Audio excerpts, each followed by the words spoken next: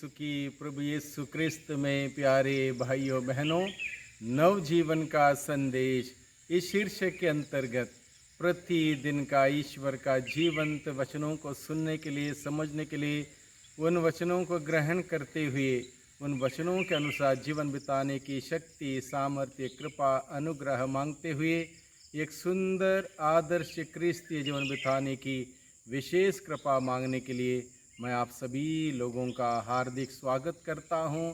आज जुलाई की 11 तारीख है, शुक्रवार का दिन है और आज के दिन में मनन चिंतन करने के लिए हम सबों को विषय दिया है संत मती के द्वारा रचित सुसमाचार अध्याय 10 पद संख्या 16 से 23 का प्रसंग है।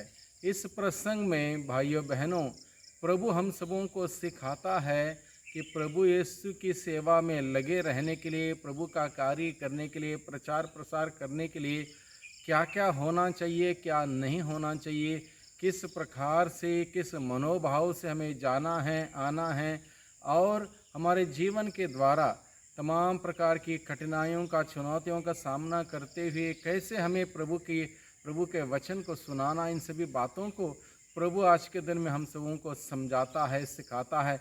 इसलिए प्रभु के वचन पर हम लोग मनन चिंतन करें। यहाँ पर लिखा है, ईसा ने अपने शिष्यों से कहा। ईसा ने अपने शिष्यों से कहा, क्या कहा? देखो, मैं तुम्हें भेड़ियों के बीच भेड़ों की तरह बेचता हूँ। मैं तुम्हें भेड़ियों के बीच भेड़ों की तरह बेचता हूँ। हम जब समझते हैं भेड़िए क्या होता है, भेड़ क्या होता है, और मुख्य रूप से प्रभु कहता है, मैं तुम्हें भेड़ियों के बीच भेड़ों की तरह बेचता हूँ। भेड़िए का काम क्या है? मारना, नुकसान करना, कन्फ्यूजन क्रिएट करना, दुख पहुँचाना, अपनी शक्ति प्रदर्शित करना, ये सब भेड़िए का काम है। और ऐसे लोगों के बीच में मैं तुम्हें भेड़ों की भांति बेचता हूँ। प्रभु कहता है, भेड़ सीधा सादा सरल स्वभाव का, विनम्र विनीतता का एक संकेत दर्शाता है। वो सीधा सादा, शक्ति प्रदर्शन नहीं करता, अपनी किसी प्रकार की ताकत नहीं जताता, वो बहुत ही कोमल होता है, बहुत ही नाजुक होता है, वो है भेड़। और इस प्रकार से प्रभु हम सबों को बेचता है, यानी कि एक सिचुएशन प्रभु हमारे सामने रखता है कि हम प्रभु के द्वारा चुने हुए लोग प्रभु के कार्य करने के लिए भेड़ों की भांति भेजे जाते हैं। कहाँ? भेड़िए के बीच, जहाँ सिचुएशन खराब है, विपरीत है, लोग सुनना नहीं चाहेंगे, लोग विरोध करेंगे, तरह तरह के अपमान निंदाएं कर सकते हैं, अत्याचार कर सकते हैं, अनेक प्रकार से क्लेश पैदा कर सकते हैं। ऐसे लोगों के बीच में प्रभु हमें बेचता है।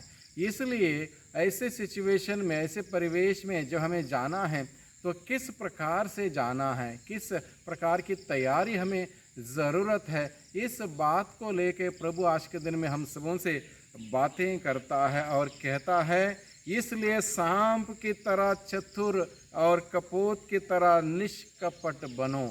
इसलिए ऐसे परिवेश हैं जो चुनौती भरा है, जो संघर्ष भरा है, कठिन है, ऐसे परिवेश में ऐसे लोगों के पास जो हम जाएंगे तो हमें क्या ज़रूरत है? प्रभु कहता है, चतुर होना, सांप की भांति चतुर, कपोत के भांति कोमल होना बहुत ही ज़रूरी है। यानी कि सिचुएशन के अनुसार हमें अपने आप को तैयार करना है। जहाँ चतुरता चाहिए वहाँ पर चतुर बनना, जब कोमलता चाहिए वहाँ पर कोमलता धारण करना आवश्यक है, तभी जाके प्रभु का कार्य आगे बढ़ सकता। प्रभु हमें सिखाता है। इसलिए प्रभु आगे भी हमें बताता है, मनुष्यों से सावधान रहो, वे तुम्हें अदालतों के हवाले कर देंगे और अपने सभागृह में तुम्हें कोड़े लगवाएंगे। तुम मेरे कारण शासकों और राजाओं के सामने पेश किए जाओगे, जिससे मेरे विषय में तुम उन्हें गैर यहूदियों को साक्ष्य दे सको। यानी कि प्रभु ये भी कहता है, कहाँ पर हमें सतर्क रहना, सावधान रहना, मनुष्यों के सामने हमें अलग अलग प्रकार की सतर्कता बरतने की आवश्यकता है, क्योंकि वे कहीं पर भी हमें फंसा सकते हैं, अदालतों में पेश कर सकते हैं। और वहाँ पर हमें क्या बोलना है उस बात की चिंता करने की ज़रूरत नहीं है। प्रभु हमारे साथ है, जो हमें बेचता है, हमें चुनता है, हमारे साथ हमें शब्द देगा बोलने के लिए। इसलिए प्रभु हमें सिखाता है क्या कहना, क्या बोलना है। प्रभु हमें शब्द देंगे, इसलिए हिम्मत ना हारें, घबराए नहीं। इन सभी प्रकार के तकलीफ़ों के सामने, चुनौतियों के सामने घबराए नहीं, बल्कि हमारा विश्वास प्रभु में बुलंद रखें, हमारा भरोसा रखें प्रभु पर, और प्रभु निश्चित रूप से हमारी अगुवाई करेगा, हमें संभालेगा।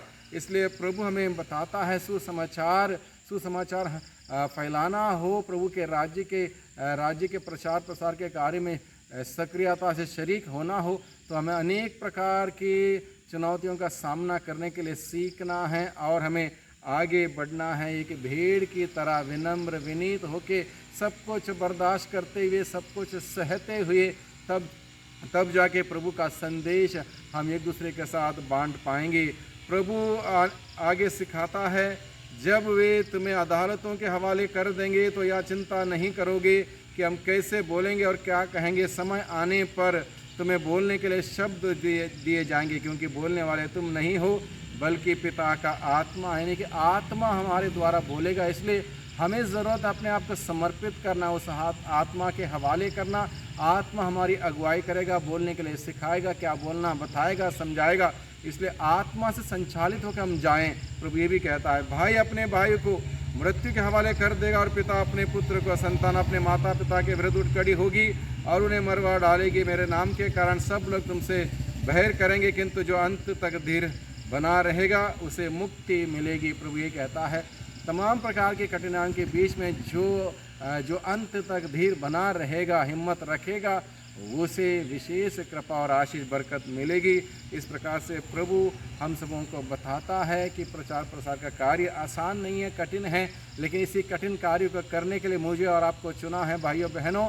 इसलिए हिम्मत रखें, साहस रखें, और हमारी बल, हमारी ताकत प्रभु से हमें मिलती है। इसलिए प्रभु पर निर्भर रहते हुए प्रभु के आत्मा के द्वारा संचालित होकर जीवन बिताएं, ताकि प्रभु का संदेश का प्रचार प्रसार हम सभी कर सकें अपने जीवन के द्वारा, हमारे बातों व्यवहारों के द्वारा, और इस प्रकार से प्रभु की महिमा कर सकें। सबको धन्यवाद, सबको जय यीशु की।